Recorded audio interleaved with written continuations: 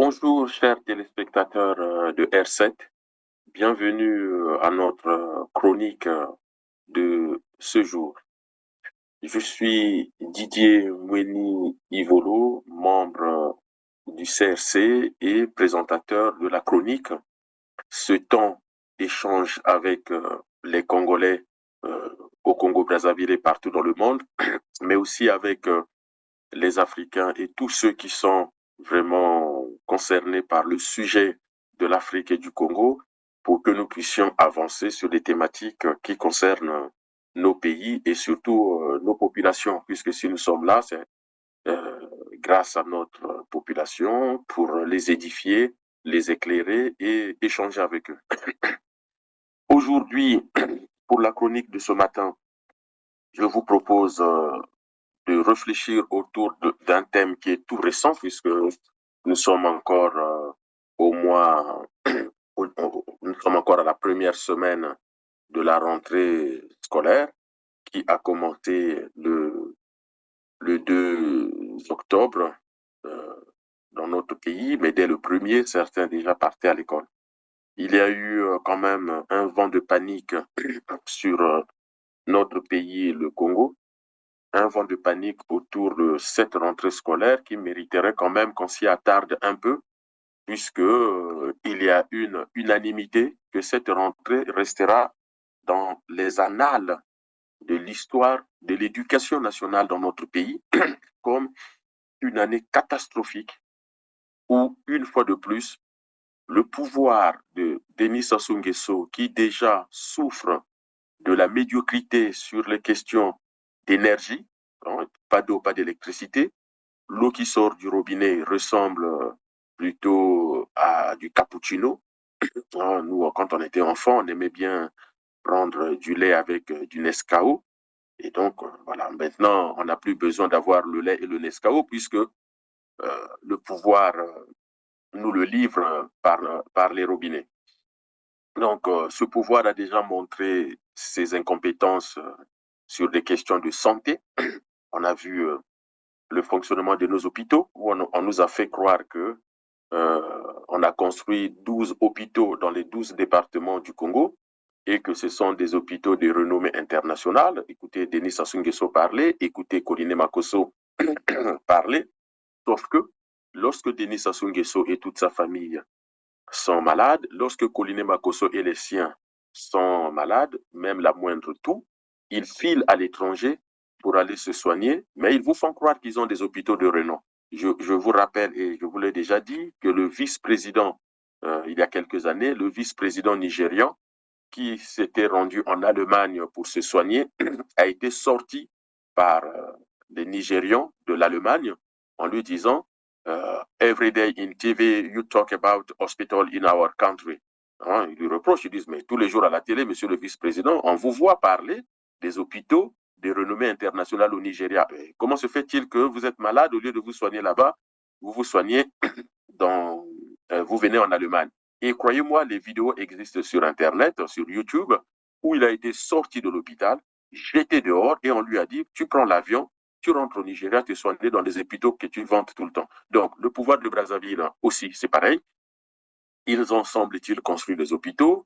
Colline Makosso, quand il est malade, même s'il est à Pointe-Noire, il ne va pas à l'hôpital, pardon, à l'hôpital récemment inauguré par Denis Sassou Nguesso. Et à Brazzaville, ni Sassou Nguesso, ni Christelle Sassou Nguesso, ni Colline Makosso, ni Jean-Jacques Bouya ou qui sais-je encore, vous les croisez dans les couloirs du CHU de Brazzaville ou de l'hôpital militaire pour se soigner.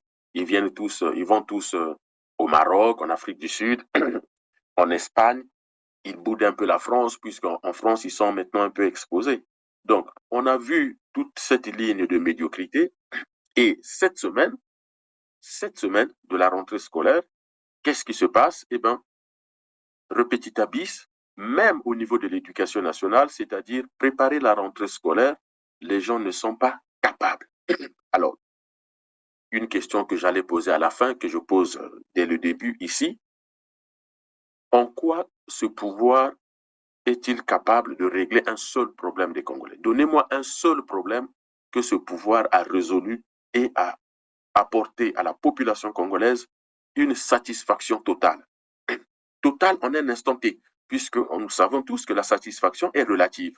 On est content aujourd'hui, mais demain, peut-être qu'on ne sera plus content. Mais à un moment donné, en quoi on peut être content de ce pouvoir?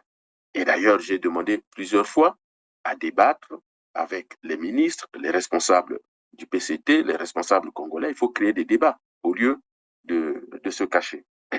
Donc, je vous propose qu'on puisse réfléchir ensemble sur ce sujet qu'on appelle l'éducation nationale et pourquoi cette médiocrité aujourd'hui au Congo, alors qu'on avait un très bon système éducatif au Congo, reconnu par l'UNESCO, reconnu par tout le monde, même les autorités congolaises. Denis Sassou Nguesso en parle lui-même dans certaines de ses interventions qu'on avait dans les années 80, atteint complètement, comment on appelle, euh, un niveau d'éducation au Congo. Nous étions le pays le plus scolarisé au monde. Quand on fait le ratio entre la totalité de la population et le nombre d'enfants qui partaient à l'école entre les années fin 70, début 80, nous avons été le pays le plus scolarisé au monde. Tous les enfants congolais partaient à l'école. Alors, bon Dieu, qu'est-ce qui s'est passé pour que aujourd'hui on se rend compte que il y a un problème de l'école chez nous. Il y a eu donc cette fameuse rentrée scolaire et au final, on se rend compte que de nombreux enfants ne sont pas allés à l'école. Il y a des problèmes qu'on n'a pas réglés. L'école a terminé en juin, fin juin 2024, pour reprendre en octobre, juillet, août, septembre. Attention, le gouvernement a eu 3 mois de travail pour préparer la rentrée en octobre. Donc, le 2 octobre, on fait le constat qu'il y a une catastrophe, que les enfants ne sont pas allés à l'école. Nous sommes tous nés au Congo-Brazzaville, de Bétou à Pointe-Noire, de Djambala à Komono. Le jour de la rentrée scolaire, c'est toujours un jour d'effervescence. Nous avons ces souvenirs-là tous. Le premier jour de la rentrée scolaire, déjà la dernière semaine des vacances, la dernière semaine de septembre au Congo-Brazzaville, peu importe que vous soyez dans un petit village ou dans les grandes villes comme Ouesso, comme Brazzaville, Pointe-Noire, Dolisie, ou encore dans les villes intermédiaires comme Kinkala, comme Djambala, Gamboma, Infondo, Owando, Osaka, partout. Quand la dernière semaine de septembre, c'est une semaine de déclaration de guerre. C'est-à-dire, nos parents, nous tous, moi je l'ai vécu, j'étais aussi pionnier ou élève, nos parents étaient en guerre contre qui? Les tailleurs. Rappelons-nous, nous avons tous été à l'école. Très souvent, la dernière semaine des vacances, bon encore on peut aller remonter les 2 dernières semaines de septembre, les tailleurs du quartier ne dormaient pas. Les tailleurs du quartier étaient mobilisés pour coudre les tenues et les parents étaient sur le pied de guerre. Bon, ils n'ont pas pris des machettes ou des couteaux pour menacer les tailleurs, mais c'était du cinéma. Nous, on avait beaucoup de tailleurs dans nos quartiers. Et c'était des spectacles avec nos parents, surtout nos mamans. Les papas s'investissaient, mais c'était plus nos mamans qui étaient très vigoureuses, très dynamiques, qui assiégeaient les ateliers des tailleurs. Et les tailleurs travaillaient toute la nuit. Dans les quartiers, on entendait les machines à coudre. Hein, on entendait ce bruit-là toute la nuit, la dernière semaine, mais même les 2 dernières semaines. Ce qui fait que le jour de la rentrée scolaire a toujours été pour toutes les familles congolaises, je vous dis de Bétou à Pointe-Noire, de Djambala à Komono, le jour de la rentrée était toujours une fierté pour les parents. Quand on arrivait au portail des écoles primaires, quand on arrivait au portail des collèges, c'était toujours une effervescence. Les parents qui accompagnaient leurs enfants le premier jour en 6e, parce qu'ils venaient d'avoir le CP, mais les parents qui accompagnaient les enfants de 6 ans, leur premier jour à l'école primaire, on a encore tous en mémoire ces événements-là. Les grands, les anciens, peut-être on va dire CE2, CM1, CM2, la joie de se retrouver après les vacances, au collège, au lycée, pareil, cette joie-là de se retrouver après les vacances. Et un épisode aussi, ou un événement important, Et le jour de la rentrée, c'est aussi ce jour-là, alors ça va faire rire certains, c'est ce jour-là qu'on va se rendre compte, en fait, parmi les classes de CM2, qui a réellement eu le CP pour passer en sixième, parce que celui-là, il sortira du quartier en pantalon.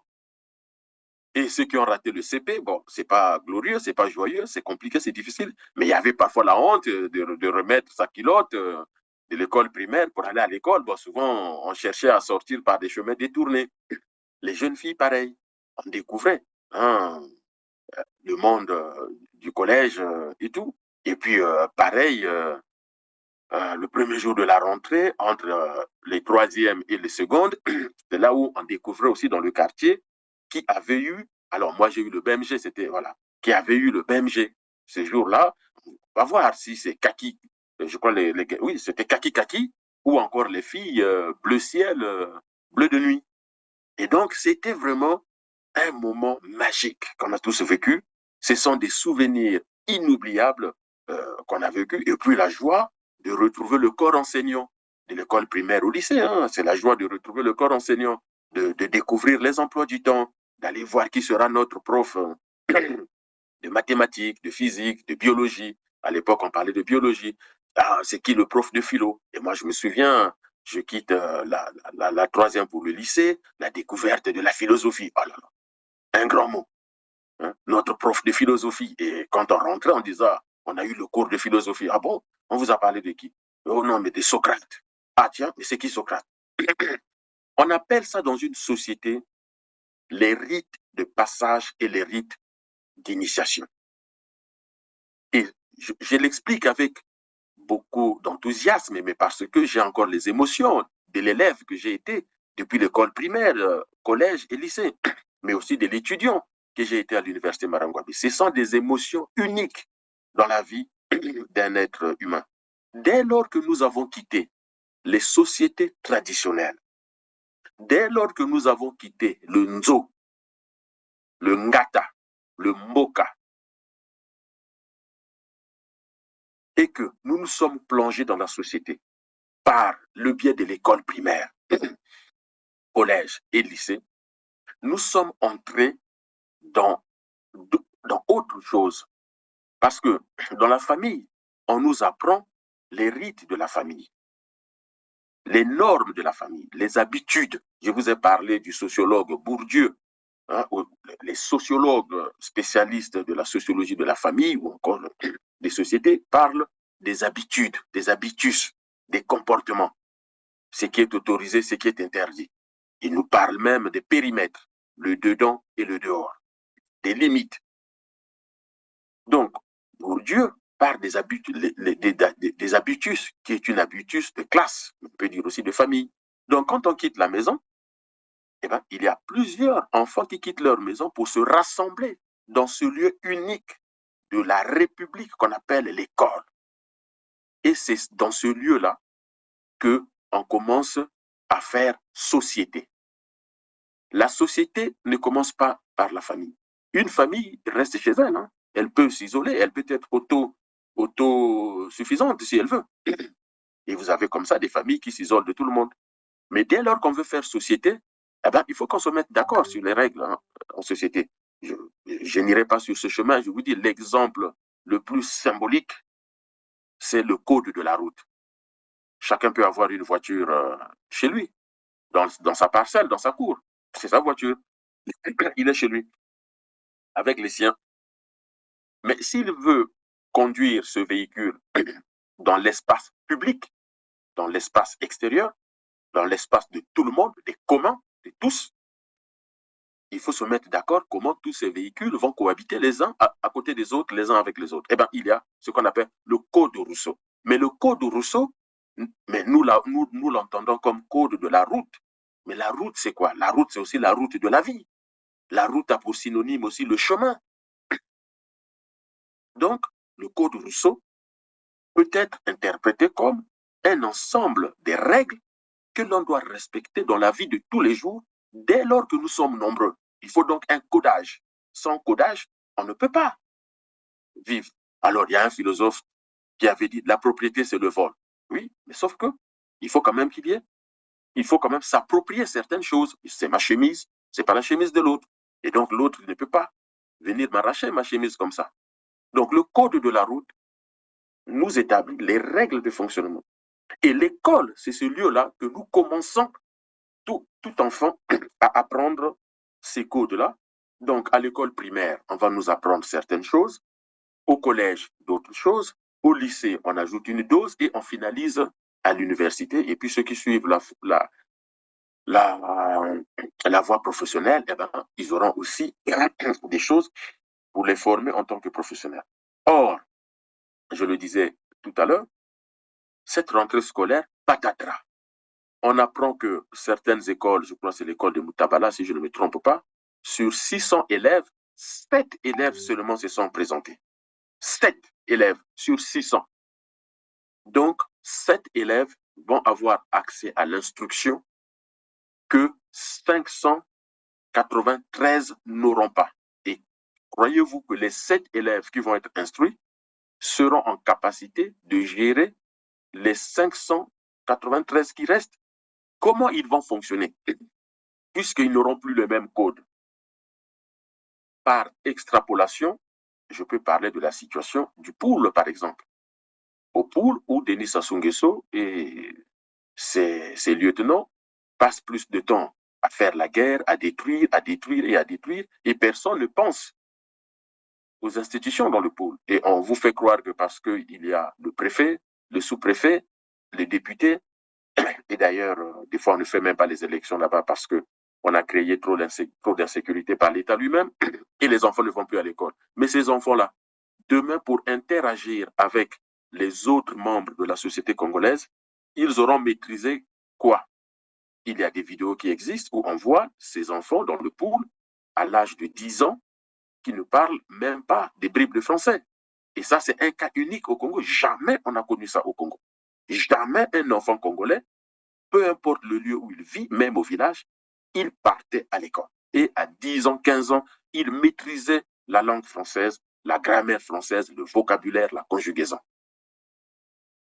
Et donc aujourd'hui, on se rend compte que, patatras, tout ça est en train de se détruire, tout ça est en train de disparaître. Mais historiquement, pourquoi on a des écoles chez nous? On peut ne pas avoir des écoles, mais pourquoi? L'école publique chez nous est l'héritière de l'école coloniale. L'école coloniale, instaurée par le colonisateur blanc, pour former des agents administratifs intermédiaires qu'on appelait le commis d'administration, les traducteurs principalement, des gens qui vont être l'intermédiaire entre l'administration coloniale et les populations locales qui ne comprenaient pas bien le français et qui ne parlaient pas bien, qui ne parlaient pas du tout français, pour qu'ils interprètent aux populations, pour qu'ils répercutent auprès des populations. Mais sauf que nous, les nouvelles nations, les nations naissantes, héritières de la colonisation via les indépendances, nous avons donc récupéré les écoles coloniales pour en faire des écoles de la République au service du projet national. Mais tiens, mais lequel? Qui au Congo a élaboré la théorie de l'éducation nationale? Quel pédagogue? Quel sociologue? Quel philosophe? Quel religieux? Quel homme politique? Quel homme d'État? Quel ministre? Quel député? Quel sénateur? Qui pense sur le plan théorique et sur le plan de la projection nationale le projet de l'éducation nationale? C'est quoi l'éducation nationale? Au 19e siècle, en France par exemple, on crée le ministère de l'instruction publique, c'est-à-dire instruire la population, instruire les enfants pour les mettre au service du projet national.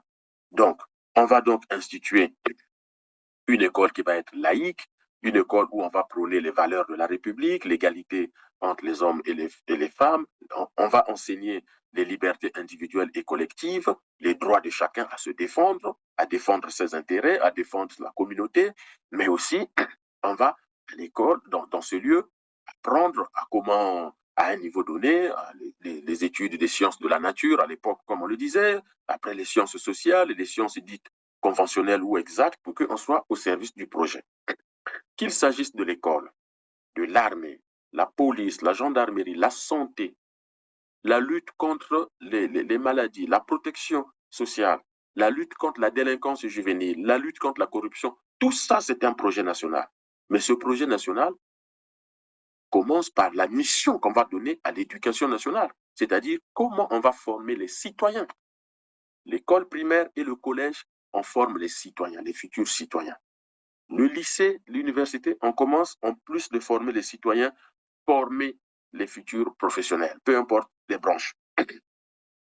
Et vers les années 30, le ministère de l'Instruction publique devient ministère de l'Éducation nationale parce qu'il faut avoir des visées beaucoup plus larges que la simple instruction publique. Et vous avez comme ça des ministères qui ont d'ailleurs changé de nom. Le ministère de la Santé était avant le ministère de l'Hygiène publique. Bon, on a compris que la santé, ce n'est pas seulement l'hygiène publique. La définition même de la santé, ça va très loin. À la fois les missions de prévention, aussi les missions de lutte, mais aussi la recherche. Et voilà. Le ministère de la Défense, par exemple, c'était d'abord le ministère de la guerre. C'est après, je pense, la Deuxième Guerre mondiale que la plupart des pays ont dénommé ce ministère-là comme ministère de la Défense nationale et non plus comme ministère de la guerre, parce que c'est comme si le rôle de l'armée, c'était seulement d'aller faire la guerre. Or, l'armée n'est pas là seulement pour faire la guerre. Le but de l'armée, c'est déjà protéger les frontières. Et si on est attaqué, on se défend à la limite. On mène des opérations de contre-attaque et donc on peut se retrouver dans une guerre. Mais à l'époque de la dissuasion militaire, pour ne pas parler de la dissuasion nucléaire, les armées aujourd'hui montrent plutôt leurs muscles à travers des opérations d'exercice, à travers de forums ou sur les armes, comment ils appellent ça? Lorsqu'ils se retrouvent soit à Porte de Versailles, chacun vient présenter ses armes, chacun vient présenter ses muscles. Le but premier, c'est plus la défense nationale, la protection de la souveraineté nationale, la sécurisation des intérêts nationaux, que d'aller faire la guerre. Donc, comme ça, les ministères ont souvent changé de nom. Emmanuel Macron lui-même, le ministère des Affaires étrangères, il a préféré le nommer le ministère de l'Europe et des Affaires étrangères. Bon, bref. Donc, nous avons ce ministère de l'Éducation nationale qui nécessite quand même un travail de fond, un travail de théorisation, un travail de catégorisation, une mission claire, nette et précise pour savoir où est-ce que nous allons avec ce ministère. Et depuis 1960, quelles ont été les missions selon les gouvernements dévolus au ministère de l'Éducation nationale et comment chaque gouvernement a fait pour que cette mission soit accomplie dans l'intérêt des populations, mais aussi dans l'intérêt de la nation. Donc ça, c'est un problème fondamental dans notre pays. Donc, pour comprendre le fiasco donc, de cette rentrée scolaire, je vous laisse suivre cette bande et puis nous poursuivons.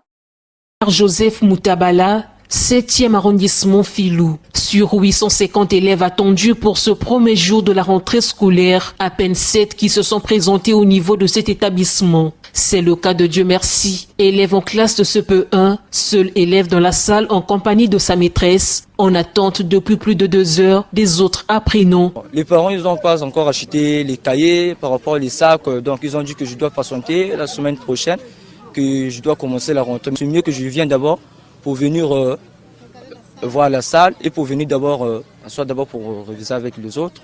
L'expression me manque pour exprimer ce chaos. Mais dans quelle maison ou bien dans quelle superficie où l'on n'a pas parlé de la rentrée scolaire? Les parents sont au courant, mais je ne comprends pas pourquoi les enfants ne sont pas là. Là, nous avons moins de 10 enfants pour tous les établissements. C'est vraiment triste. Bon, j'estime que demain, après-demain, nous allons retrouver l'ambiance. Le climat délétère le premier jour des classes s'expliquerait à la confusion qui plane dans le mental d'une frange des élèves en rapport à la date officielle de la rentrée. On était un peu confus de la date de la rentrée parce que certains disaient que c'était le 7, certains disaient que c'est le 2.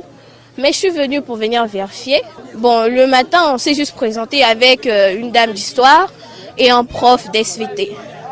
Nous ne sommes pas tellement nombreux parce que, disons qu'on a payé en retard. Les parents n'ont pas pu acheter les sacs, les cahiers, donc c'est maintenant qu'ils sont en train de faire tout ça. Même constat à l'école primaire Pierre Mayindou, 30 octobre 1984, Angola Libre et Saint-Jean Filou, où quelques élèves en classe de 3e regroupés dans une seule classe n'ont pas dérogé à la règle. Et on est vraiment content de retourner à l'école, mais malheureusement, il n'y a pas beaucoup des élèves ici dans la salle parce qu'on a payé en retard. D'autres parents n'ont pas encore acheté des kits scolaires pour d'autres enfants. Ce que je vais leur dire, c'est qu'ils puissent venir, même s'ils n'ont pas encore des choses, mais qu'ils puissent venir à l'école avec leur tenue de l'année passée, travailler avec même des anciens cahiers, le temps que les parents sont en train d'acheter des kits scolaires. Qu'est-ce que nous venons de voir dans cette bande? La journaliste nous dit qu'il s'agisse du ministère, de la société civile, des parents, tout le monde s'est rendu compte que cette rentrée, ça a été une catastrophe totale. Catastrophe. Donc, tout le monde est passé à la ramasse. Quand vous écoutez du côté des parents d'élèves et de la journaliste, la cause est claire. La cause, c'est quoi? Le non-paiement des salaires qui fait que les parents n'ont pas les moyens pour envoyer les enfants à l'école. La cause est identifiée.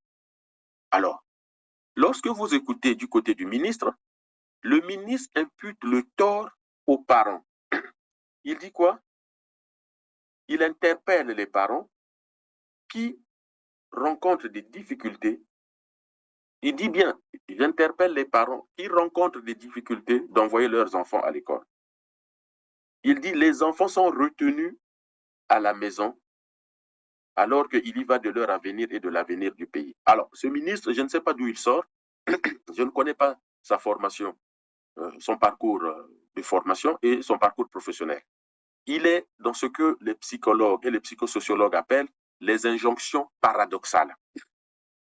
Le ministre dit que les parents ont des difficultés, mais donc ils ne peuvent pas subvenir aux besoins de rentrée de leurs enfants. Mais il dit encore que ces parents, c'est des voyous. Il dit les parents, c'est des voyous. Ils retiennent leurs enfants à la maison au lieu de les envoyer à l'école. Je n'ai rien. Alors, au final, on ne comprend plus rien.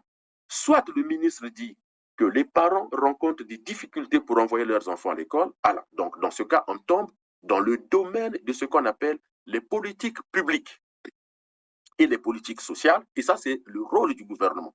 Dès lors qu'un ministre dit que certains parents rencontrent des difficultés pour envoyer leurs enfants à l'école, il faut que la phrase suivante dise au niveau du gouvernement, voilà ce que nous avons mis comme mesure d'accompagnement pour que ces parents qui rencontrent des difficultés soient assistés par l'État, par le gouvernement, afin que leurs problèmes soient résorbés et qu'ils soient en capacité d'envoyer les enfants à l'école. Qui le dit? C'est l'article 37 de notre Constitution. Je cite, l'État a l'obligation d'assister la famille dans sa mission de gardienne de la morale et des valeurs compatibles avec l'ordre républicain. Je répète, l'État a l'obligation d'assister la famille dans sa mission de gardienne de la morale et des valeurs compatibles avec l'ordre républicain. Donc, lorsque le ministre dit que les familles sont en difficulté, il faut qu'il mette en application l'article 37 de la Constitution. Alors, j'interpelle ce ministre pour qu'il me dise s'il veut. Moi, je peux le rencontrer en débat. Je suis congolais, j'ai le droit de débattre avec mon gouvernement. Donc, qu'il me dise qu'est-ce que l'État a mis, comment l'État assure son obligation.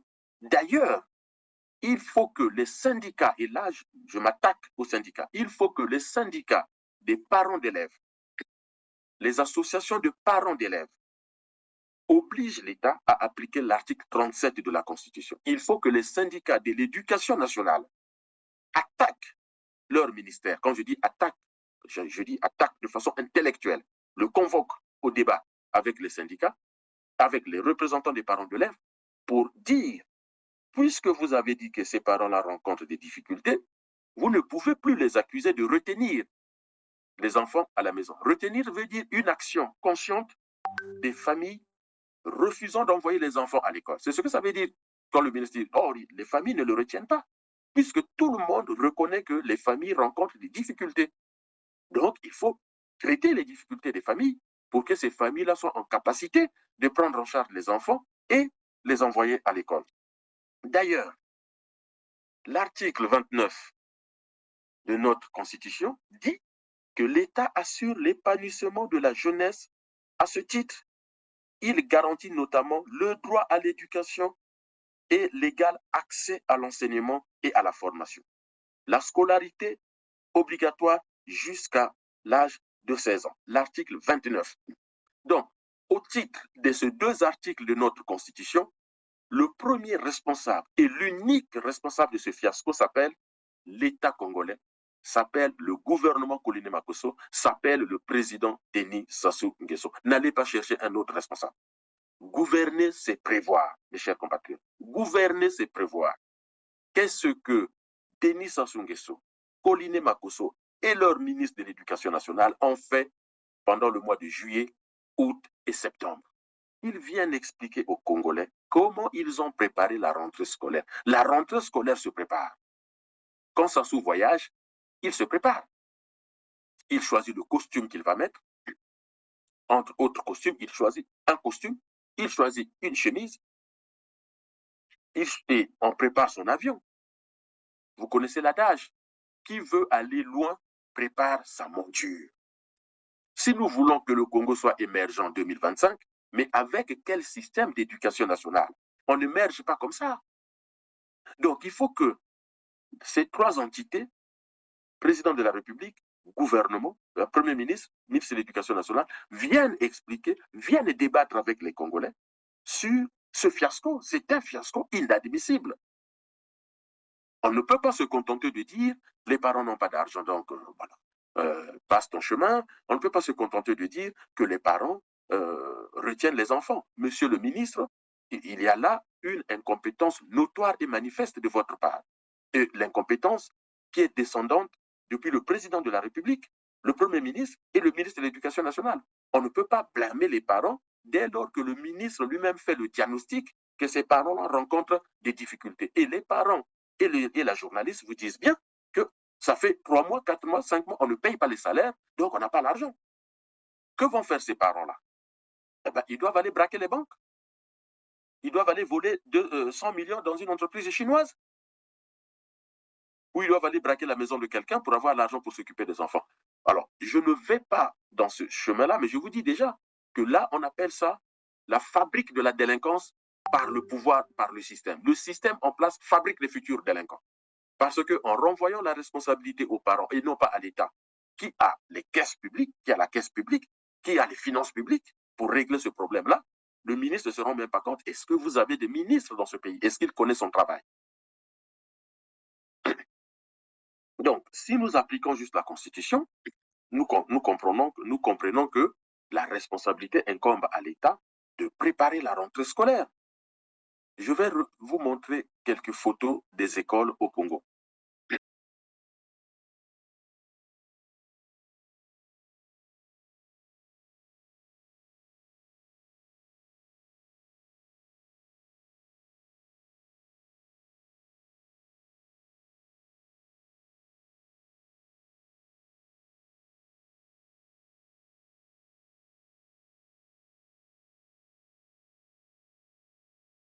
Regardez ces quelques photos des écoles que je vous ai montrées. Dites-moi, est-ce que nous sommes dans une école publique où Denis Sassou Nguesso pense qu'on va former les enfants qui vont permettre l'émergence du Congo dans quelques années, en 2025? Il avait dit l'émergence du Congo en 2025. Donc, est-ce que dans ces écoles-là, vous êtes sûr qu'on peut former les cadres de demain pour l'émergence du Congo 2025? Le philosophe Burbach avait coutume de rappeler qu'on ne réfléchit pas de la même façon dans un château que dans une chaudière. La préoccupation première d'un individu dans une chaudière, c'est de lutter contre la chaleur et la fumée.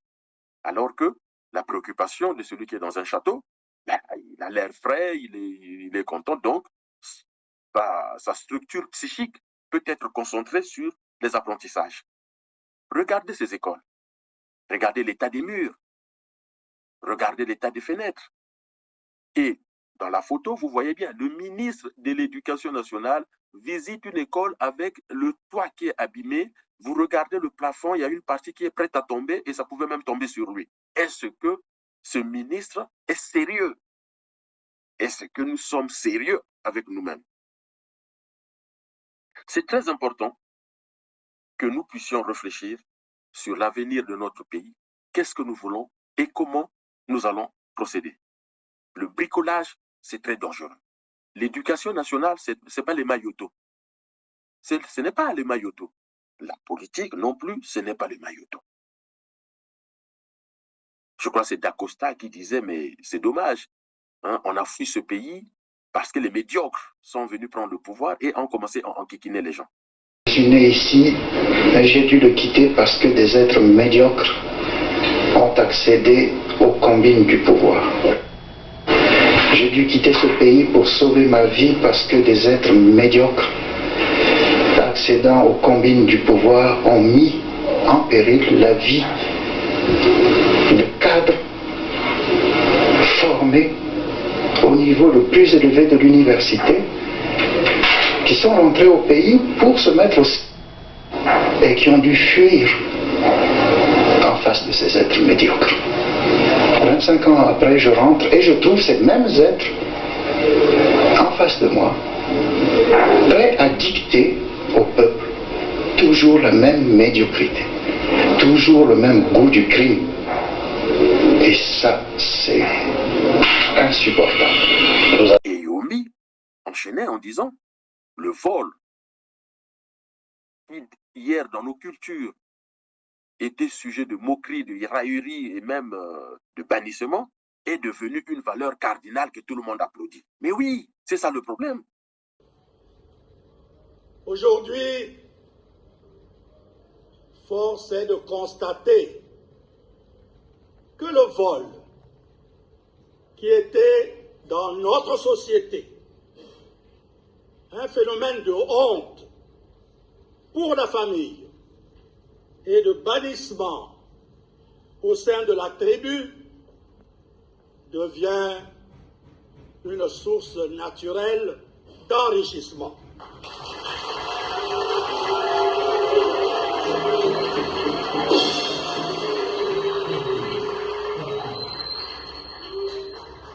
La corruption est entrée dans les mœurs et ne choque plus personne. Elle devient un système dans le système. L'assiduité et la rigueur au travail ne font plus partie de nos revendications. La mendicité gagne du terrain et frappe à la porte de chacune de nos habitations.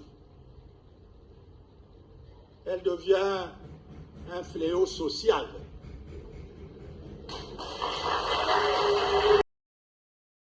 Vous avez vu l'état de l'école. On va vous dire que le pays n'a pas d'argent. Le pays n'a pas d'argent pour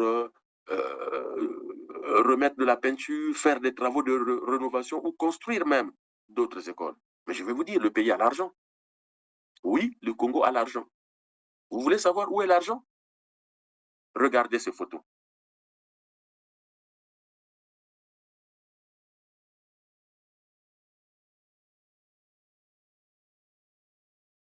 Honorable, honorable, Brice Dimitri, mon honorable, Yaya, honorable, Yaya, honorable, honorable, Brice Dimitri, ouais, je suis avec l'honorable, l'honorable, Yaya, Yaya, l'honorable, l'honorable, l'honorable,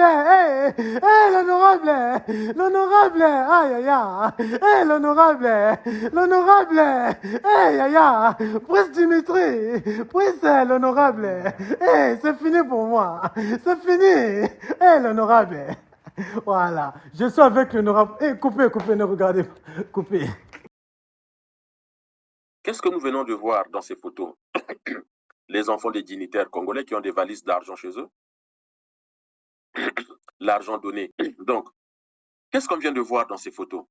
Des enfants de dignitaires congolais avec des valises d'argent. Mais ça, c'est l'argent public. Ce garçon, il est chef de quelle entreprise?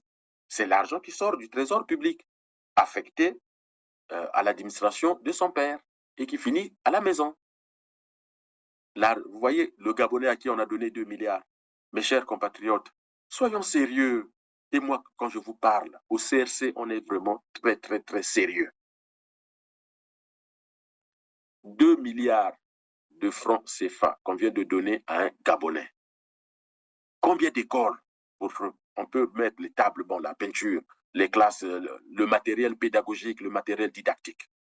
Comment dans un pays pauvre, semble-t-il qu'on est pauvre, et que le pays n'a pas d'argent, le président de la République se permet d'avoir entre 20 et 40 000 euros d'habillement sur le corps, c'est-à-dire entre 5 millions et 15 millions pratiquement de francs CFA d'habits sur le corps.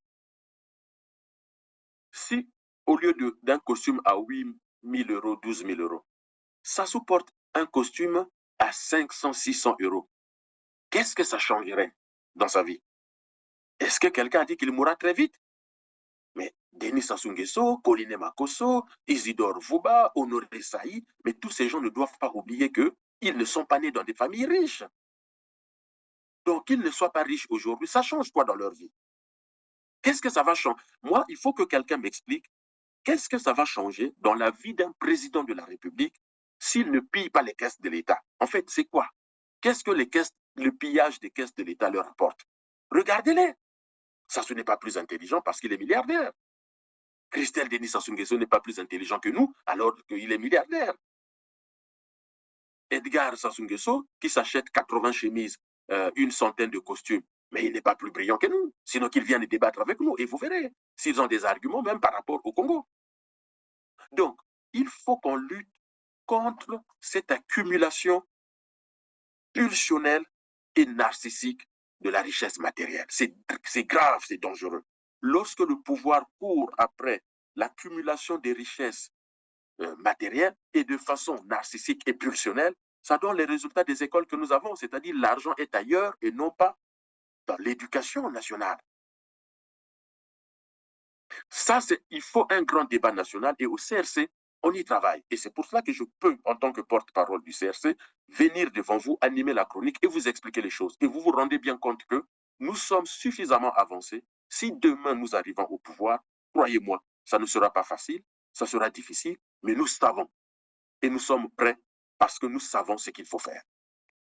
L'argent public sera sécurisé dans l'intérêt de l'éducation nationale et on dira peut-être que certaines familles rencontrent des difficultés, mais ces familles qui rencontrent des difficultés auront en face d'elles des politiques publiques et des politiques sociales pour les accompagner. On ne les laissera pas seuls. Et ce que le ministre vient de dire, ça suppose qu'on laisse seules les familles se débrouiller en violation flagrante de l'article 29 et de l'article 38 de notre Constitution que je viens de citer. Et vous pouvez aller lire ces articles-là.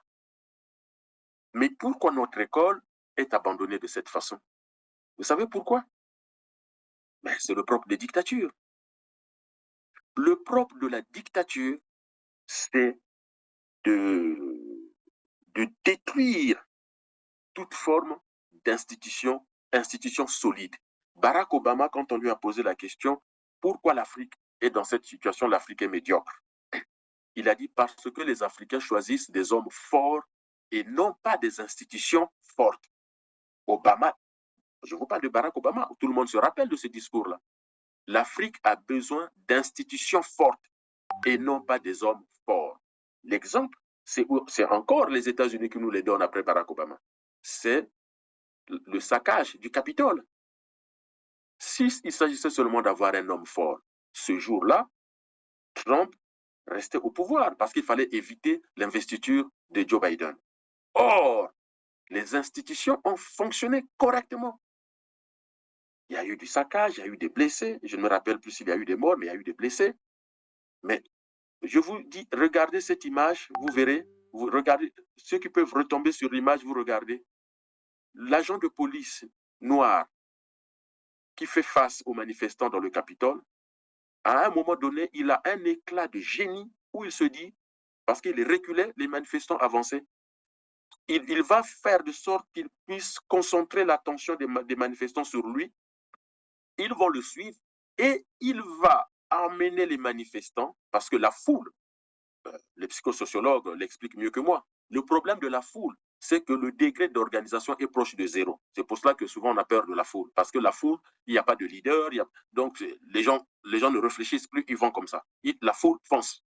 Et donc, il s'est dit, si je pars du côté où les parlementaires sont en train de siéger, eh ben, les gens peuvent rentrer, ça risque de faire des dégâts.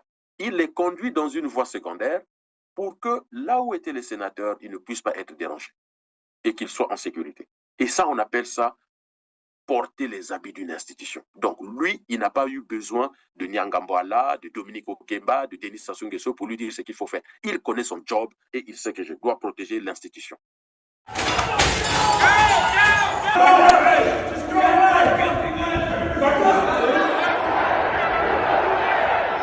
We will never give up. We will never concede. We're going to walk down to the Capitol and we're going to cheer on our brave senators and congressmen and women.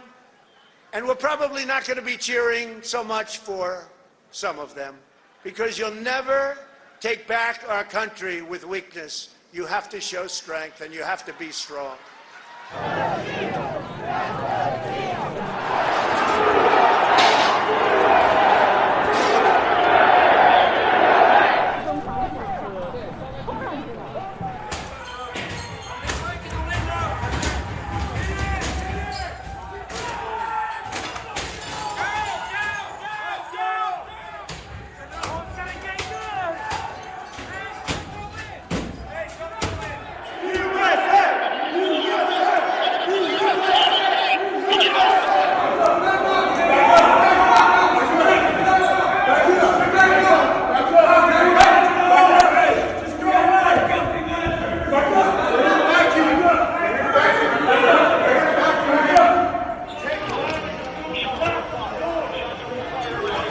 They broke the glass. Everybody stay down. Get down. Get down under your chairs if necessary. So we have folks entering the rotunda and coming down this way. So we'll update you as soon as we can, but just be prepared. Stay calm. Yep.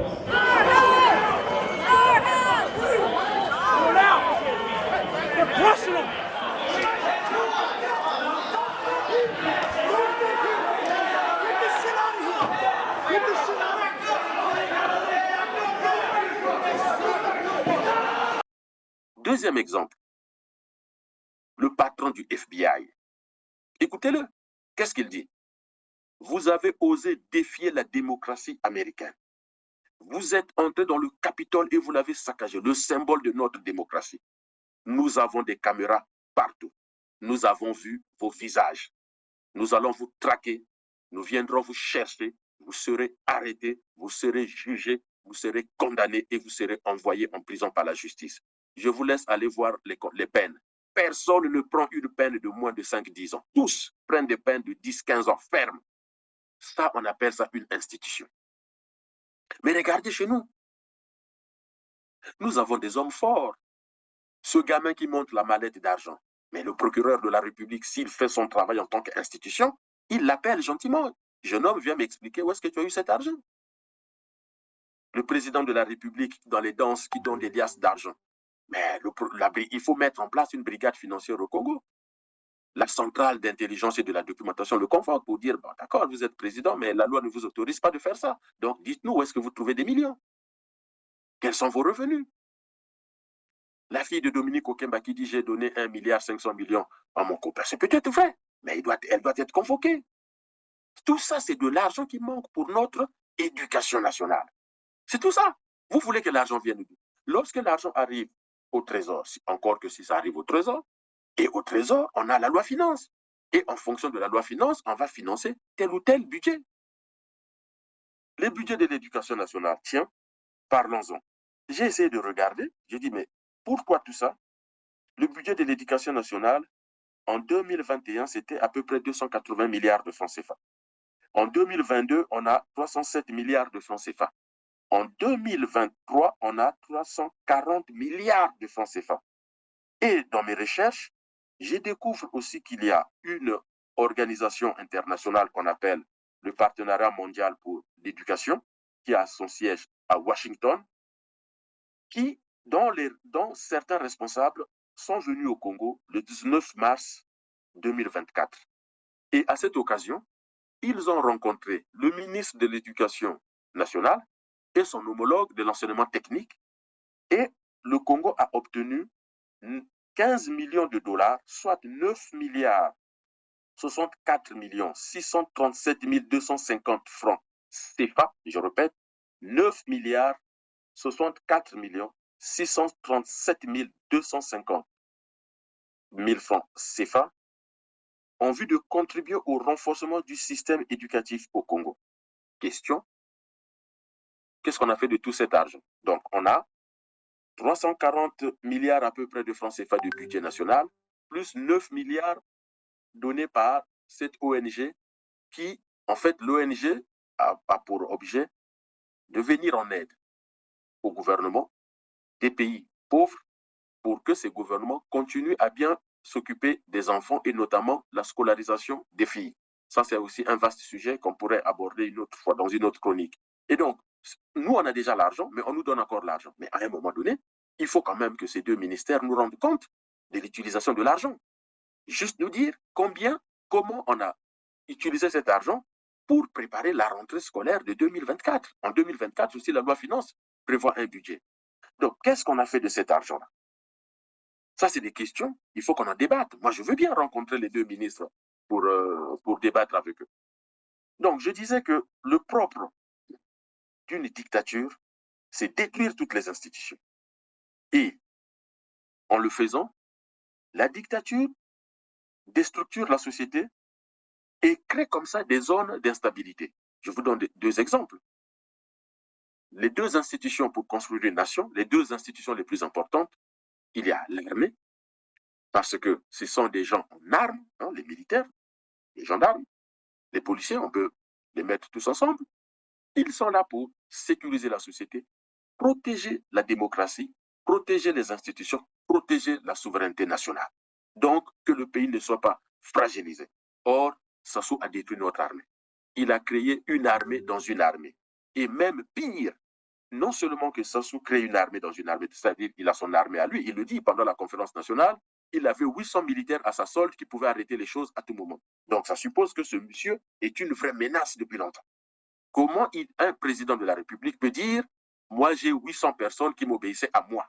Mais vous qui, président, ou vous, Sassou Nguesso? Parce que le président de la République, c'est deux personnes en un.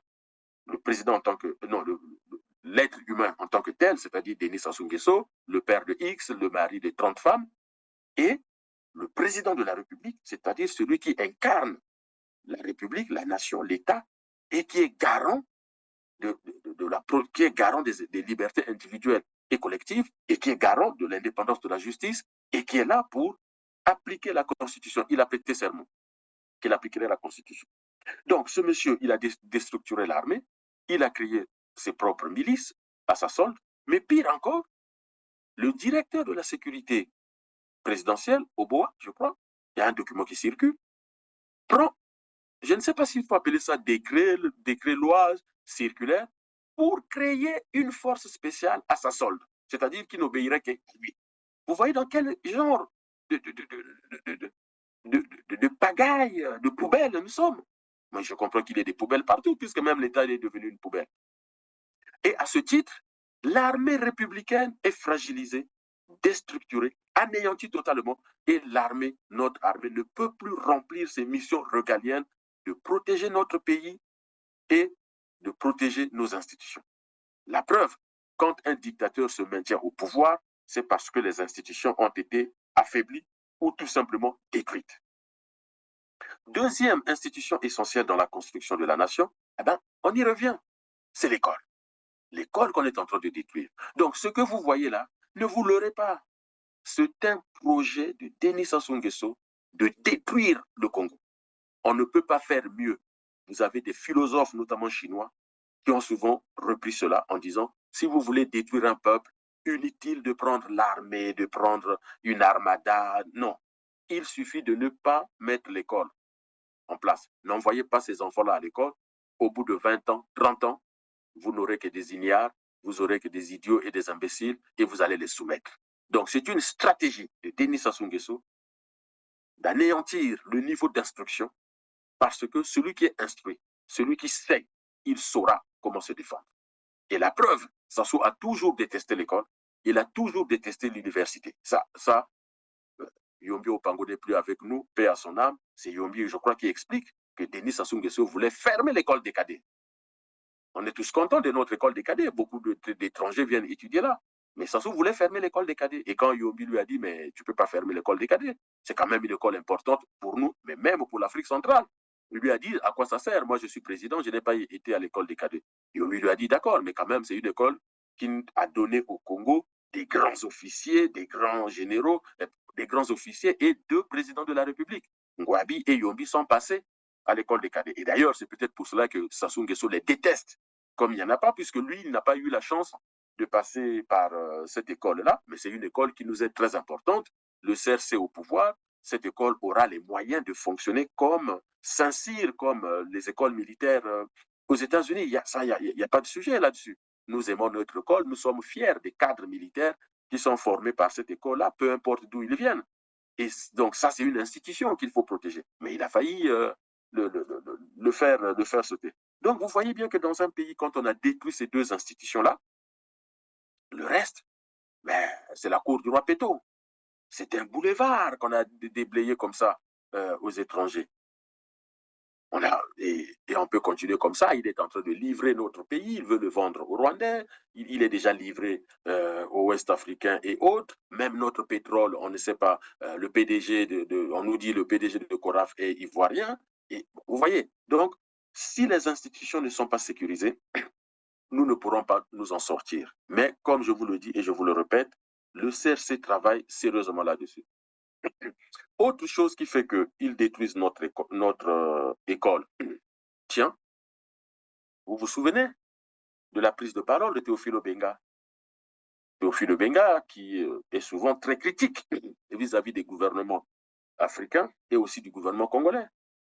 Théophile Obenga nous rappelle que vous ne pouvez pas attendre du ministre de l'Éducation nationale la mise en place d'une bonne politique pour notre pays en termes d'éducation nationale lorsque ce ministre lui-même a des écoles privées. Mais parlons de la problématique des écoles privées des membres du gouvernement, parmi lesquels le Premier ministre. Moi, j'apprends souvent par des gens à Pointe-Noire que leurs enfants fréquentent à l'école privée de Colline Makosso. On apprend que la femme, je ne sais pas si c'est des gens Dominique Okemba ou de qui, a des écoles privées. Alors, comment voulez-vous qu'on puisse soutenir l'école publique lorsque les membres du pouvoir ont eux-mêmes des écoles privées? Comment voulez-vous qu'on puisse soutenir les hôpitaux, les pharmacies, tout ça, si les concurrents appartiennent au cercle du pouvoir? Un ministre, de par la loi, n'a pas le droit d'avoir une école privée. Et pire encore, le ministre de l'Éducation nationale ne peut pas être propriétaire d'une école privée. Dans tous les pays du monde, même en Occident, si quelqu'un qui a une école privée est nommé au ministère de l'Éducation nationale, tout de suite, il y aura levé de bouclier des syndicats. Monsieur les syndicats de l'Éducation nationale, vous êtes où? Les syndicats de l'Éducation nationale, vous dites quoi de cette rentrée ratée? Vous dites quoi du danger dans lequel on met nos enfants? Qu'est-ce que vous dites? Vous allez rester les bras croisés? Que fait un bon syndicat lorsqu'on arrive à cette situation-là? Les salaires ne sont pas payés. OK, mais où sont les syndicats? Les enfants ne sont pas partis à l'école. OK, on a fait le constat, mais où sont les syndicats? Donc, souvenez-vous ce que le CRC vous a dit. Face à la dictature, il n'y a pas de négociation possible. On peut négocier les augmentations de salaire, on peut négocier les primes, mais face à la dictature, on ne peut pas négocier les sujets ou les questions fondamentales. Et l'école est une question fondamentale. L'armée est une question fondamentale. Il y va de l'avenir de notre peuple, de notre République et de notre nation. À ce titre, on résiste en combat. Là, avec cette rentrée scolaire ratée, sachez-le, le pouvoir vient de déclarer la guerre à la destruction du peuple congolais. De Bétou à Pointe-Noire, de Komono à Sibiti, le pouvoir vient de vous montrer une fois de plus que le pouvoir va vous détruire si vous ne l'arrêtez pas. Le projet est en marche de la destruction du Congo. Dans une école de 600 élèves, on ne peut pas tolérer que 7 élèves seulement viennent à l'école. Et on ne peut pas accepter d'avoir des écoles sales, sans matériel pédagogique, sans matériel didactique, lorsque le président porte une paire de chaussures de 4 000 €, soit près de 5 millions de francs CFA. C'est du foutage de gueule et ce n'est pas acceptable. Allez expliquer ça au président chinois. Allez expliquer ça à Kagame. Allez expliquer cette réalité à Poutine. Je vous ai dit que le Congo n'est pas une dictature. Nommer le pouvoir de Sassou une dictature, c'est lui faire une fierté. C'est un gangster. Le pouvoir de Brazzaville, c'est un gangster. Parce qu'il n'y a qu'un gang qui se comporte comme ça. Dans une dictature, les enfants ne montrent pas des mallettes d'argent comme ça. Même dans une tyrannie, la fille d'un lieutenant de tyran ne peut pas dire que j'ai donné 1,5 milliard alors qu'elle ne gère aucune entreprise et qu'elle est à la limite... elle n'est rien, quoi. Faisons très attention. Nous avons en face de nous un gang. Et allez voir ce que les psychosociologues parlent des gangs. Dans un gang, il y a le chef de la bande. Et le gang se caractérise par la médiocrité des normes. La seule norme, c'est la norme du chef. Et c'est pour cela que la Constitution que nous avons est foulée aux pieds. Mais parce que les règles sont les règles du chef de bande. C'est le chef de gang. Moi, je vous invite à regarder quelle est la différence entre une foule et un gang. Quelle est la différence entre une horde et une meute? Les psychosociologues ont fait une étude très poussée là-dessus pour distinguer les groupes, et les groupes se distinguent les uns des autres par leur degré d'organisation interne, par la capacité à créer les lois et à les respecter. Et le gang, eh ben, c'est le chef de bande qui dirige, et même si on met en place des règles, il faut toujours lui demander est-ce qu'on va l'appliquer ou pas. Et s'il dit non, on ne l'applique pas, ou on peut l'appliquer pour les uns, mais pas pour lui. Et ça, c'est la définition vraiment du pouvoir de Brazzaville. Une fois que nous avons fait ce constat, quelle est la conséquence de ce que nous vivons là en termes de ratage de la rentrée scolaire? Ces enfants sont à la maison, le ministre a dit que les parents les retiennent. Ok, mais vous croyez que les parents peuvent les retenir combien de temps si le pouvoir ne règle pas les difficultés de ces familles-là, c'est-à-dire le tissu économique et social? Si on ne règle pas le problème de nos finances publiques pour que ça soit au service des Congolais. Quelles sont les conséquences? Je vous laisse suivre ces 3 vidéos, ces 3 images, et je vous laisse suivre ces images. Je reprends. Donc, quelle est la conséquence? Eh bien, en ce moment-là, je vous laisse suivre des images, des choses que vous connaissez, et on poursuit notre analyse. Rassemblement dans un commissariat de police à Brazzaville, en République du Congo. Ces policiers s'apprêtent à aller à la recherche des bébés noirs, des jeunes entre 13 et 30 ans qui, selon les autorités congolaises, sèment la terreur dans la capitale avec des armes blanches. Un phénomène de banditisme à ciel ouvert qualifié de terrorisme. Les bébés noirs sont des terroristes. Je dis bien, les bébés noirs ne sont que des terroristes.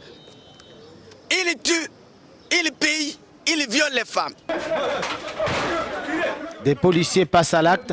Ce bébé noir présumé vient d'être interpellé à la grande satisfaction de certains habitants de son quartier. Bon, c'est une très bonne opération. Il faut éradiquer ces gens-là.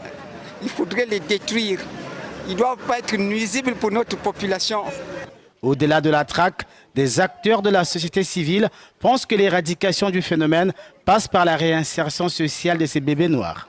Il faut au préalable créer les centres d'accueil, donc les structures pour accueillir ces enfants-là. Mais je crois que quand ils ont passé 1 année, 2 ans dans ces centres-là, ils peuvent être réinsérés dans la société. Mais si on n'a pas ces dispositions-là, si on n'a pas ces centres-là, c'est une action nulle et non avenue. C'est dans des coins enclavés, difficiles d'accès, comme celui-ci dans le 5e arrondissement de Brazzaville, où l'éclairage public n'existe pas à la tombée de la nuit, que les bébés noirs opèrent souvent, selon des témoignages recueillis. C'est une vaste opération d'envergure baptisée Épervier. Une opération de traque qui vise à mettre fin aux agissements des jeunes délinquants appelés microbes et à sécuriser les personnes et leurs biens. Et cette traque a mobilisé un dispositif humain important constitué de plusieurs unités appuyées par le Centre de coordination des décisions opérationnelles CCDO. C'est dans la commune de Yopougon qu'elle a débuté. Patrouille, ratissage, bouclage et démantèlement de tout endroit à risque, susceptible d'abriter des microbes. Bilan, plusieurs suspects interpellés, des armes blanches et de la drogue saisie. Après la commune de Yopougon, Kapasura Bobo, réputé comme le fief des microbes. Des prises sont faites, des objets sont saisis. Les suspects sont conduits à la préfecture de police d'Abidjan. Le ratissage s'est poursuivi par la suite dans les communes d'Adjamé et de Cocody. Au total, 248 suspects ont été appréhendés. Nous invitons la population à collaborer avec les forces de l'ordre. Pour tout ce qui est attaque d'individus, que la population saisisse nos services proches d'elle. Et que toute information pouvant nous permettre d'intervenir le plus rapidement possible nous soit communiquée au plus vite. L'opération Épervier de lutte contre le phénomène microbe va s'étendre aux autres communes du district d'Abidjan. Colonna, Lion, Jamaïcain, staff somalien, ces noms provoquent la peur des Kinois. Depuis plusieurs années, le gang sème le trouble dans certains quartiers de la capitale congolaise. Armé de machettes, de barres de fer et de pierres, le gang Colonna s'en prend aux habitants. Kati Katongu habite le quartier Kitambo et a déjà croisé leur chemin. Ils ont voulu lui arracher son sac et ses effets. Elle s'est battue contre eux avant de s'enfuir. Depuis, cet employé humanitaire est sur ses gardes. Je les ai maîtrisés, mais comme c'était des hommes et que les chauffeurs voyaient que j'ai bougé trop la voiture, malgré que ça roulait, la voiture bougeait, c'est sûr que le chauffeur s'est dit à lui, peut-être cette dame ici va faire assez qu'on nous découvre. Alors il a levé le couteau. Quand il a levé le couteau, il m'a dit, ma soeur, regarde ces couteaux, on va te poignarder avec ça, il va jeter ton cadavre, personne ne le retrouvera. La lutte anti-Colonna n'a pas vraiment produit des résultats jusqu'à ce jour. Mais pour les autorités, pas question de reculer face à un phénomène qui enfle depuis le milieu des années 2000. Nous, la police, nous mettons hors état de nuit et nous les mettons à la disposition de la justice. Et la justice fait aussi son travail. Ce qui fait que la criminalité soit en baisse pour le moment. Et la population en soi aussi participe d'une manière ou d'une autre. Quelqu'un qui doit prendre un taxi, il doit veiller à connaître réellement le taxi qu'il doit prendre en retenant les numéros. C'est pour cela qu'on a mis les numéros. Et ces numéros sont bien identifiables. Il suffit de donner le numéro et on finit toujours par identifier le véhicule. Plus de la moitié de la population quinoise a moins de 18 ans, la plupart sans éducation ni formation. Aujourd'hui, il serait au moins 20 000 enfants vivant dans les rues. Ici, on les appelle les Chégués. La plupart a fui les abus et la pauvreté. Certains ont été chassés par leurs parents, accusés de sorcellerie. Bien que le gouvernement ait promis de s'attaquer au fléau des Colonna, les arrestations sont rares. On vient de suivre ces bandes. Alors, je ne vais pas prendre une vidéo, je vais globaliser mon analyse. On vient de voir dans ces vidéos-là les Colonna, donc nos cousins d'en face à Kinshasa ou en RDC, les bébés noirs chez nous, au Congo-Brazzaville, les microbes en Côte d'Ivoire, c'est très dur.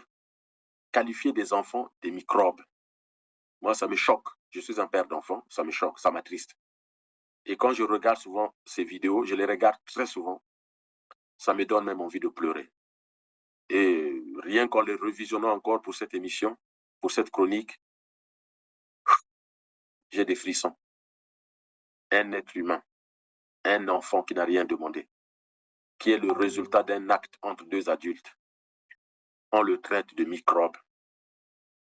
Mais si on a des microbes, qu'est-ce qu'il faut faire pour les traiter? Donc, il faut des antibiotiques.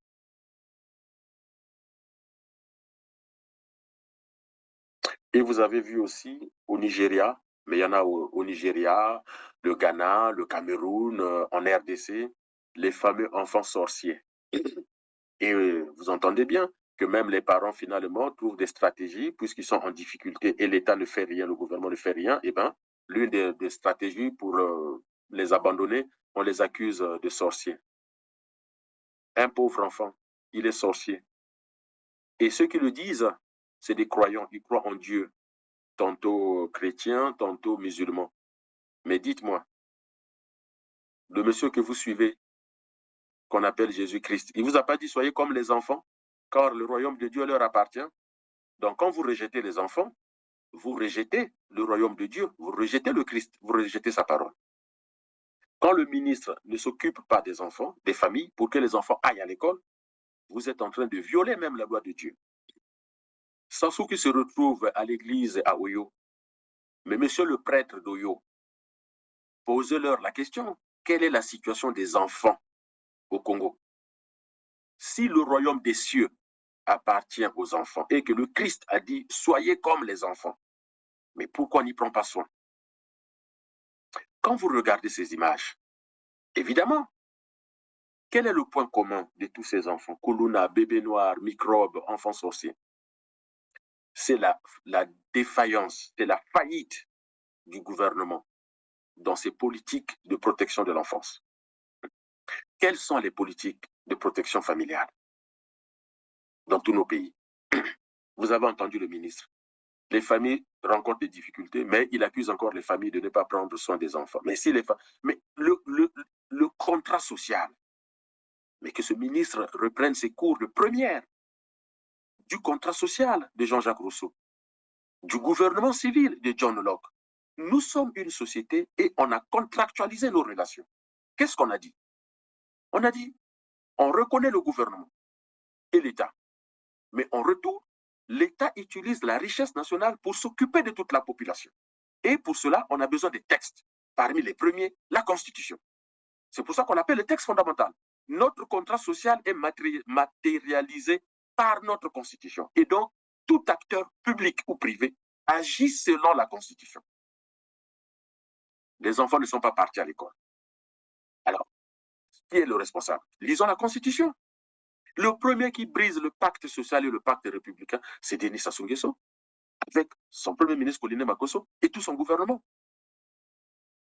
Donc, ces enfants qu'on n'envoie pas à l'école, mais c'est les futurs. Ils vont aller grossir les rangs des bébés noirs, des koulounas, des enfants sorciers, des microbes. Et là, nous sommes dans la fabrique institutionnelle de la délinquance. Il faut savoir que la délinquance est une fabrication de l'État. Les institutions vous fabriquent les délinquants. Et là, on est parti pour. Sachez-le, d'ici 2026, 2027, 2028, 2030, la criminalité va augmenter dans notre pays si aujourd'hui on ne prend pas les mesures correctives. Lorsque j'étais en formation à l'Institut de recherche et du travail social de Montrouge, on appelle IRTS pour ma formation d'éducateur spécialisé, j'ai fait la connaissance d'un sociologue américain qu'on appelle Howard Becker. Il a écrit un très bon livre qu'on appelle Outsider. Et là, vraiment, j'ai approfondi mes connaissances sur comment les institutions peuvent fabriquer des voyous, des délinquants, par une politique d'étiquetage. Parce qu'ils ne veulent pas traiter le problème, on va donc donner une étiquette, une connotation négative à une catégorie de la population. Et vous avez écouté même les mots, il faut éradiquer. Il y a un, je crois, c'est en parlant des microbes, on utilise le mot éradiquer. Mais une jeunesse délinquante, une jeunesse brigande, une jeunesse criminelle, c'est d'abord et avant tout une jeunesse en souffrance. C'est d'abord et avant tout une jeunesse en souffrance. Une jeunesse qui n'a pas reçu des parents et une jeunesse qui a été abandonnée par la République, par le gouvernement. On ne peut pas imputer aux jeunes le fait d'être violent lorsqu'on ne les a pas éduqués, alors qu'ils étaient bébés ou enfants, lorsqu'on ne les a pas portés, lorsque l'environnement est nocif et lorsque le gouvernement est démissionnaire et en faillite pour les prendre en charge. Lucien Malson, quand il parle des enfants sauvages, il n'est pas en train de vous dire que ces enfants sont sauvages à cause de leur nature de sauvagerie. Lucien Malson démontre qu'ils sont sauvages parce qu'ils ont été abandonnés dans la forêt. Ils n'ont grandi avec aucune interaction avec l'autre adulte notamment, rassurant et sécurisant. Et donc, ils ont des comportements qu'on va catégoriser comme étant des comportements sauvages. Mais qui s'est assuré de l'éducation de ces enfants-là? La famille. Mais le ministre a dit que cette famille est en difficulté. Alors, qu'est-ce qu'on fait dans une république, dans une nation, lorsque une famille est en difficulté? C'est comme si on va dire aux malades, mais c'est votre problème, non? C'est à cause de vous, vous êtes malade. Mais un corps physique tombe malade. On ne peut pas reprocher à un malade d'être malade.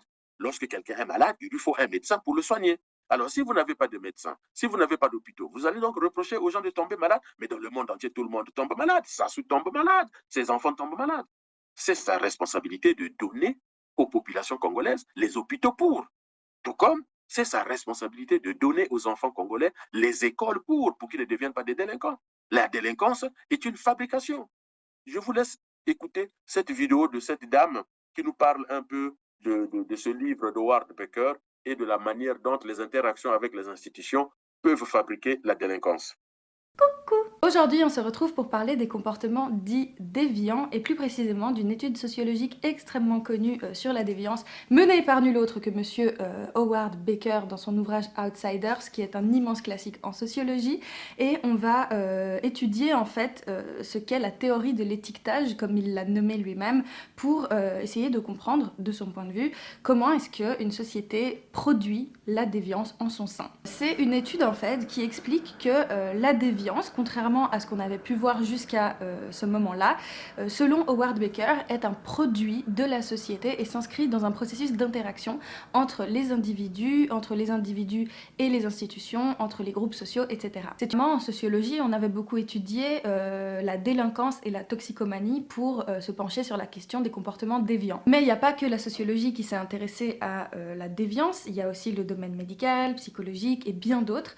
Et là, on a une nouvelle proposition du coup avec des ouvrages comme celui de Howard Becker qui propose une vision de la déviance qui va complètement à l'opposé de tout ce qu'on pouvait jusqu'alors établir et conclure de ce que c'est la déviance. Et du coup c'est un livre qui a fait beaucoup de bruit parce que ça a énormément chamboulé en fait les visions de l'époque, et même je pense qu'aujourd'hui il y a encore des personnes qui seraient pas du tout d'accord avec sa vision de ce que c'est la déviance. Comme je l'ai dit tout à l'heure, il s'inscrit dans un courant de pensée sociologique qu'on appelle l'interactionnisme symbolique. C'est-à-dire que là, on va pas analyser un individu qui serait déviant et des raisons personnelles à sa déviance, ou un mal intrinsèque, bref, on verra les différentes hypothèses qui ont existé, mais on va prendre en considération énormément d'éléments extérieurs à l'individu déviant pour essayer de comprendre comment est-ce que la déviance a pu naître. Avant toute chose, c'est super important de définir du coup qu'est-ce qu'on entend par le mot déviance, puisque on peut constater que selon les cultures, selon les époques, selon les contextes sociaux, politiques, etc., eh ben, la définition elle n'est pas toujours la même et que parfois un même comportement va être considéré comme déviant et dans d'autres circonstances non. Donc déjà le premier truc qu'on peut dire à propos de la déviance, c'est que ça définit quelque chose de très vaste et de très flou dont les limites sont difficiles à établir. En tout cas, une chose est sûre, on peut définir la déviance en fonction du concept de norme puisque par définition la déviance c'est ce qui n'est pas dans la norme. Déjà sur ce point, je pense qu'on peut être tous et toutes d'accord sur le fait que la notion de norme, elle est centrale pour définir la déviance.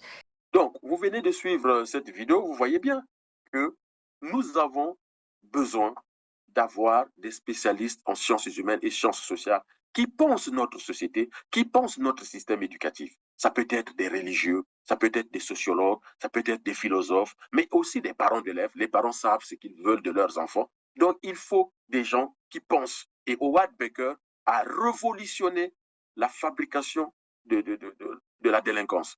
Il a révolutionné sincèrement dans la pensée sociologique, c'est quoi, comment les gens deviennent délinquants. Ils ne deviennent pas délinquants parce qu'ils étaient prédéterminés. Il n'y a pas de déterminisme dans la vie.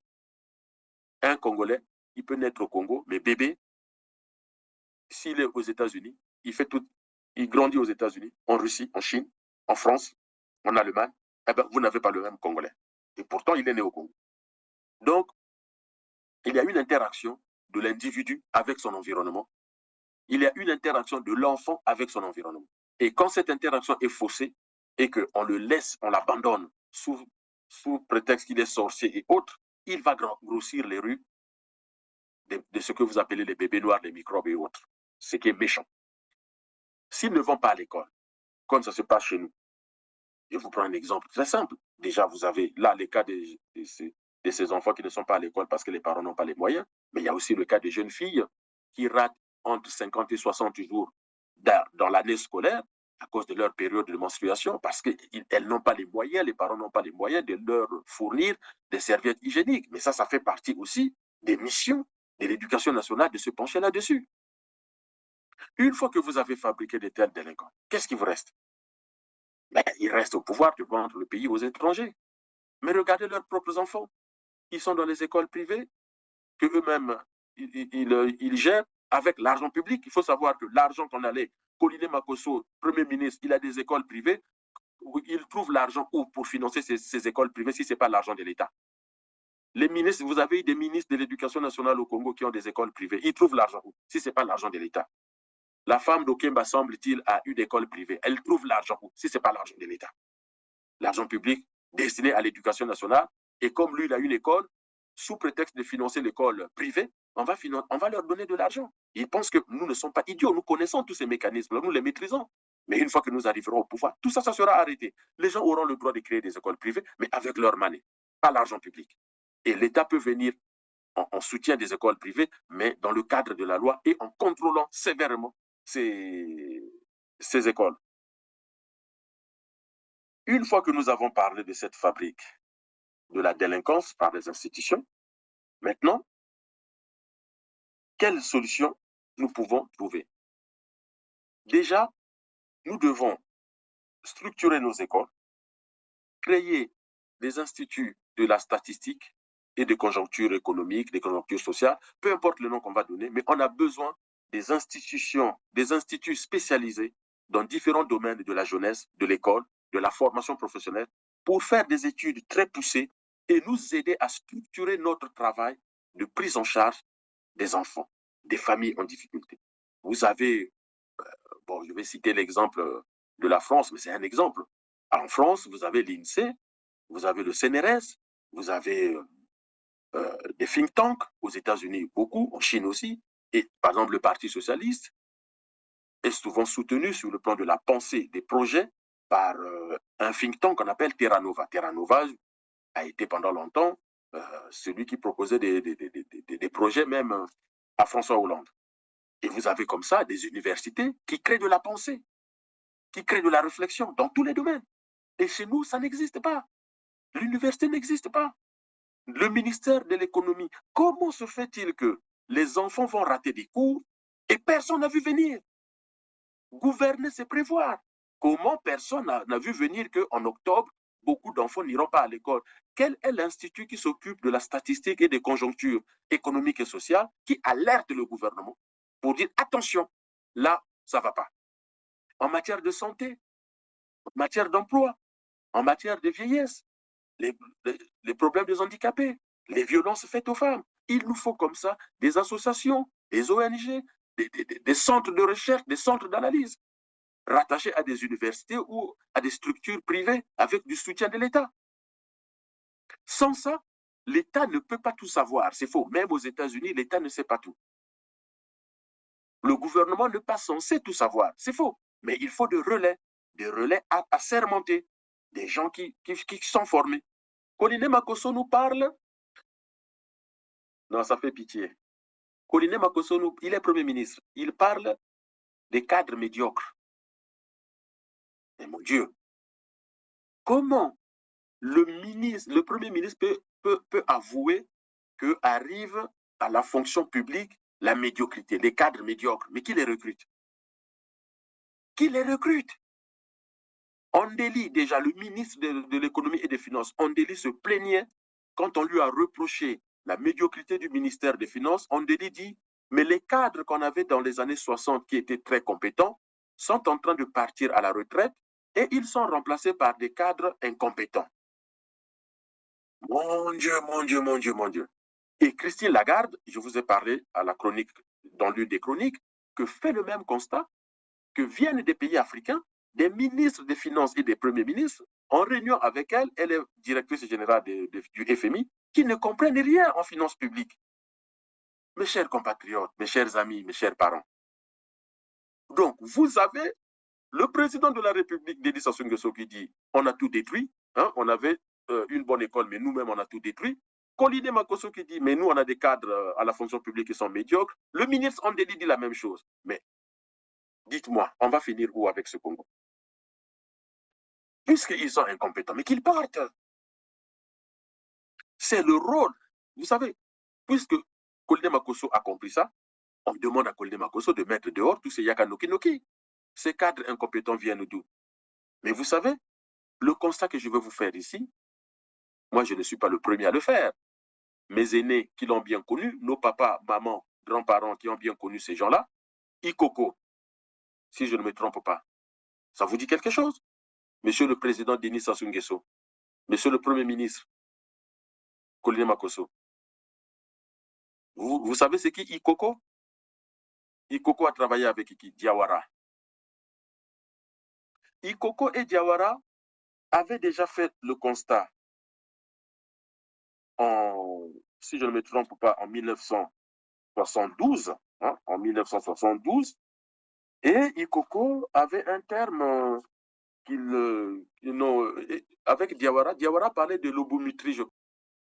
Diawara parlait de l'oligarchie militaire, bureaucratique et tribale, qu'il qualifiait d'obomitrie. Et ça a commencé vers les années 1970, et le constat est fait en 1972, et on pense que ça a été le schisme entre Ikoko Diawara et Ngwabi et les autres. C'est-à-dire que ça fait partie des causes du schisme. Parce que Ikoko et Diawara ont compris qu'on fait arriver n'importe qui, puisque dès lors que le parti dirige l'État, lorsque vous avez un statut au bureau politique et au comité central, donc vous pouvez occuper une fonction ministérielle, une fonction de direction et autres, même si vous n'en avez pas les compétences. Mais allez-y dans les ministères aujourd'hui. On a connu le phénomène de Yakanoki-Noki. Allez dans les ambassades. C'est triste d'arriver dans un ministère au Congo, de voir que les gens ne parlent que lingala, mais personne n'est contre qu'on parle lingala. Mais d'entendre les gens parler lingala dans une administration, notre administration est en français, c'est triste. Et les gens sont même capables de vous dire yo le baka lingala te. Et dès que vous commencez à parler français, ah bino le poto na bino wala. Non, c'est une honte. C'est une honte. Je ne suis pas ici en train de pointer tous ceux qui parlent lingala. Moi-même, je parle très bien lingala. Moi, je suis un enfant de poto-poto, donc je parle très bien lingala. Mes vacances, je les passais souvent à Bétou. Je n'ai pas de soucis avec ça. Dongo, Imfondo, Mosaka, Liranga, jusqu'à Bétou, ça, c'était des lieux que j'appréciais y passer les vacances. Donc, mais on est là dans les problèmes de la République et de la nation. Et d'ailleurs, pour montrer que moi, j'ai souvent défendu ces pauvres Mboshi, qu'on pointe à les Mboshi sont au pouvoir, ce qui est très faux. Je vous laisse écouter cette vidéo. Lelo kosala pasi omona lelo mwana Edith Lucie Bongo azana pasi ndongo biso souffrir jamais lelo kosala pasi omona double H azana pasi lokola biso lelo ko jamais kondima que non Laurent mwana Claudia azana pasi lokola bandeko na biso pasi c'est impossible koza motema lelo biso toza bandala na yo.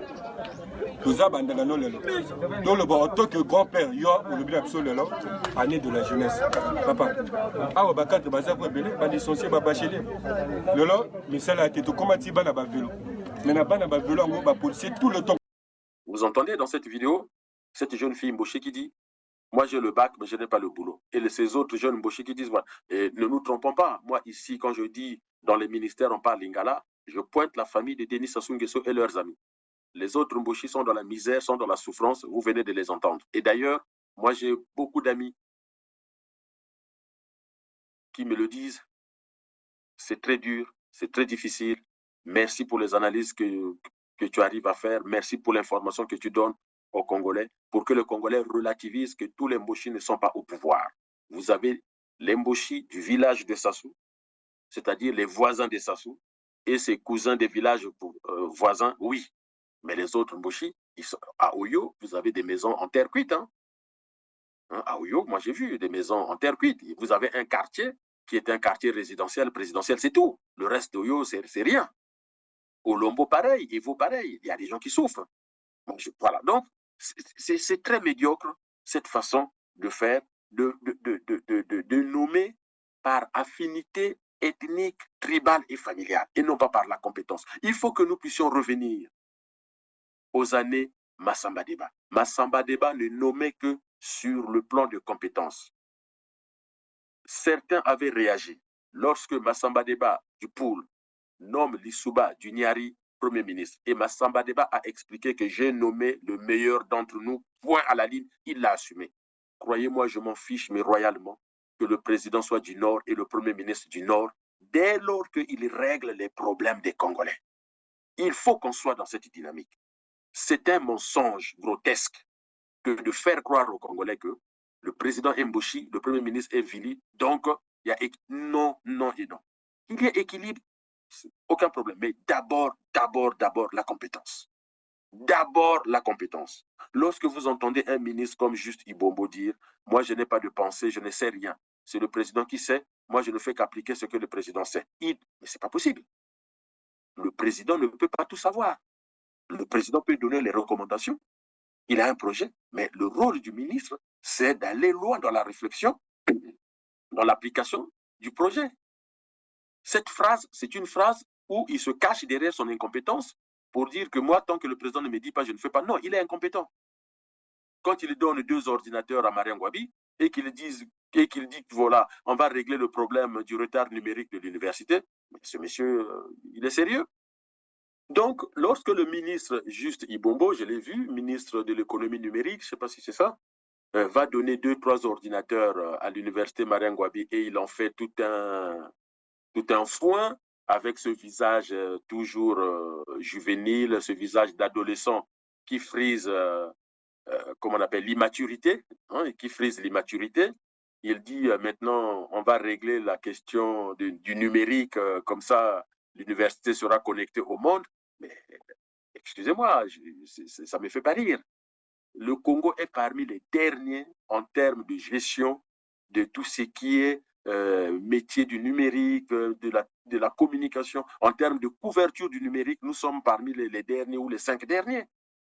Au Congo, tout ce qui relève du numérique, tout ce qui relève d'informatique, de la communication, nous souffrons d'une médiocrité maladive. Regardez l'état de des télécongos. Regardez les téléphones. Aujourd'hui, le Congo reste encore l'un des rares pays où même les appels WhatsApp, c'est très difficile d'avoir quelqu'un. Et il vient pour 3 ordinateurs. Vous voyez, c'est incroyable. Un fast-food, on a réglé les problèmes d'alimentation au Congo. Ah bon? 3 forêts, on a réglé le problème des emplois de jeunes avec 200 emplois en 20 ans.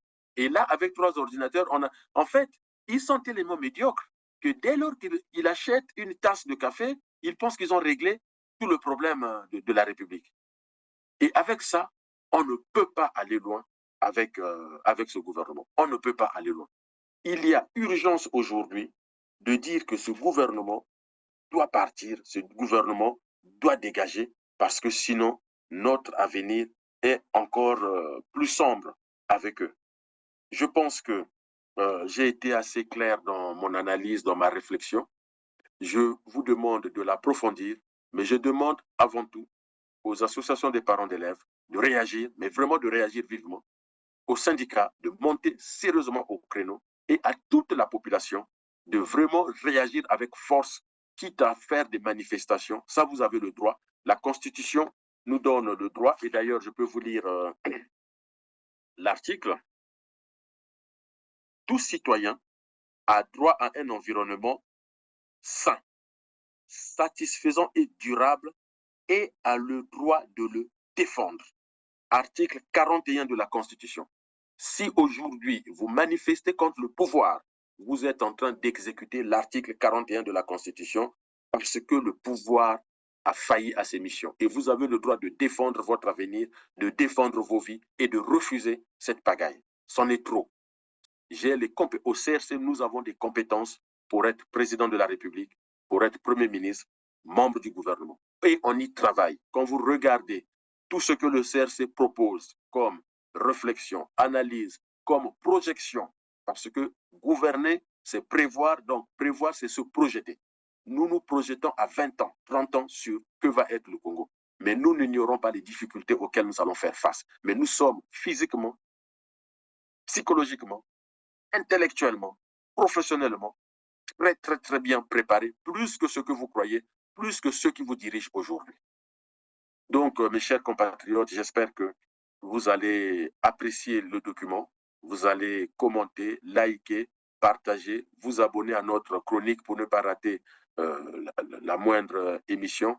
Mais surtout, je vous dis, j'ai été touché, mais sincèrement touché au plus profond de moi-même, de constater que au Congo, on est en train de tuer pas que l'école, mais l'avenir de nos enfants. Et surtout, on est en train de tuer la République et la nation. Et je pense qu'une réaction forte viendra de la population, mais aussi des institutions.